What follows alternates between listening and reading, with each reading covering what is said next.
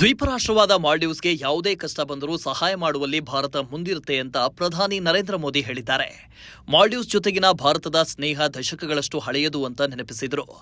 5 ದಿನಗಳ ಭಾರತ ಪ್ರವಾಸದಲ್ಲಿರುವ ಮಾಲ್ಡೀವ್ಸ್ ಅಧ್ಯಕ್ಷ ಮೊಹಮ್ಮದ್ ಮೊಯ್ಜು ಅವರೊಂದಿಗೆ ಸೋಮವಾರ ದ್ವಿಪಕ್ಷೀಯ ಮಾತುಕತೆ ನಡೆಸಿದ ನಂತರ ಉಭಯ ನಾಯಕರು ಜಂಟಿ ಹೇಳಿಕೆ ನೀಡಿದ್ದಾರೆ.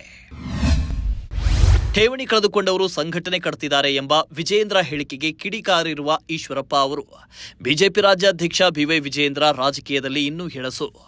ನಾವೆಲ್ಲರೂ ಪಕ್ಷವನ್ನ ಕಟ್ಟುವ ಸಂದರ್ಭದಲ್ಲಿ ವಿಜಯೇಂದ್ರ ಕಣ್ಣು ಬಿಟ್ಟಿದ್ದಿಲ್ಲ.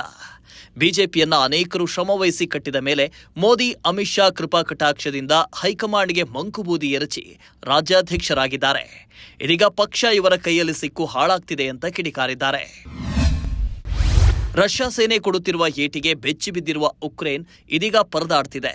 ಈ ರೀತಿ ರಷ್ಯಾ ಮಿಲಿಟರಿ ಪದೇ ಪದೇ ತನ್ನ ಭೀಕರ ದಾಳಿಯನ್ನ ಉಕ್ರೇನ್ ಸೇನೆಗೆ ತೋರಿಸಿ ಯುದ್ಧದ ರುಚಿ ತೋರಿಸ್ತಾ ಇರೋದು ಭಯ ಹುಟ್ಟಿಸಿದೆ.